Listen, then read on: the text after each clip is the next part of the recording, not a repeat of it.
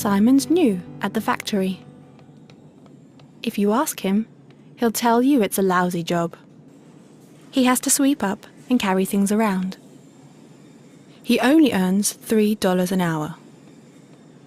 Even so, Simon prefers working here to the alternatives he sees for himself right now. Although his wage is low, Simon appreciates the independence it gives him. Next week, he'll learn how to use a forming machine. That will make things more interesting.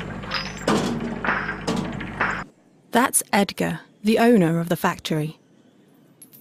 The only thing he really cares about is making profit. Edgar would prefer to pay his workers a tiny fraction of their current wages to keep more money for himself, but he knows that wouldn't work. Edgar is in competition with many other business owners. They all need a steady supply of human labour. When deciding whether or not to trade with an employer, workers consider wages, but also working conditions and other benefits. If Edgar's offers aren't attractive enough, workers won't sell him the labour he needs to run his factory. So reluctantly, Edgar ends up paying market prices for the labour he buys. In another part of town, there's a celebration.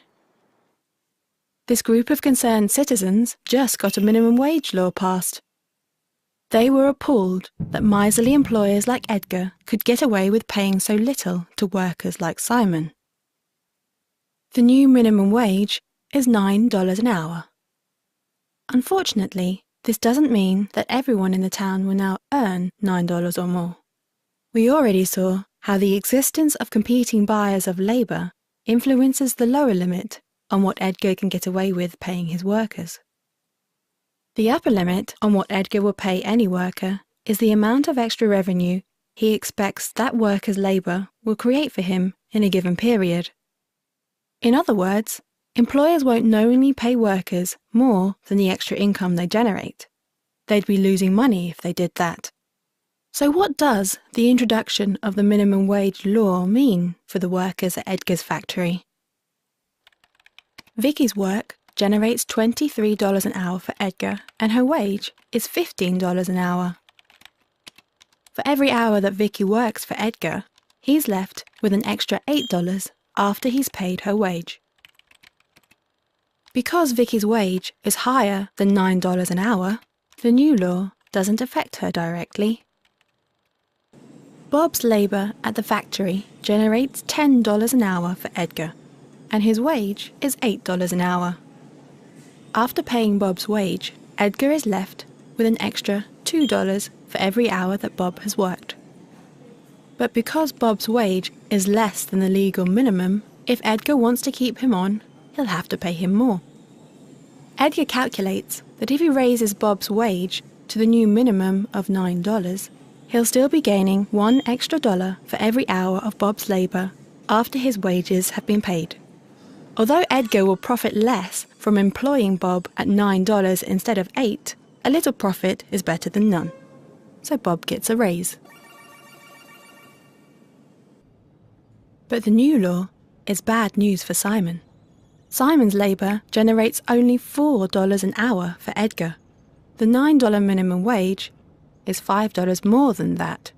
Edgar would be losing $5 an hour by keeping Simon on at the new legal minimum. So Simon doesn't get a raise. Instead, he loses his job. Edgar is irritated. The minimum wage means that if he wants to stay in business, he has to either invest in machines to do the work that unskilled labourers like Simon were doing, or he has to move production to another country where minimum wage laws aren't a problem. Edgar believes both of these options are less profitable for him than employing local workers. Otherwise, he wouldn't have hired Simon. For Simon, the outlook is bleak. Losing his job would have been bad enough, but the minimum wage continues to disadvantage him even while he's unemployed. Because he's young and doesn't have much experience, it's likely that the extra revenue Simon's labour would create for any employer would be low. Potential employers expect to lose money hiring Simon at the minimum wage, so they turn down his applications. Simon was glad of his factory job, even with its low wage. He hoped to build up experience, which would raise his productivity and give him a chance to move to better paid and more satisfying work. But the new law prevents him from doing so.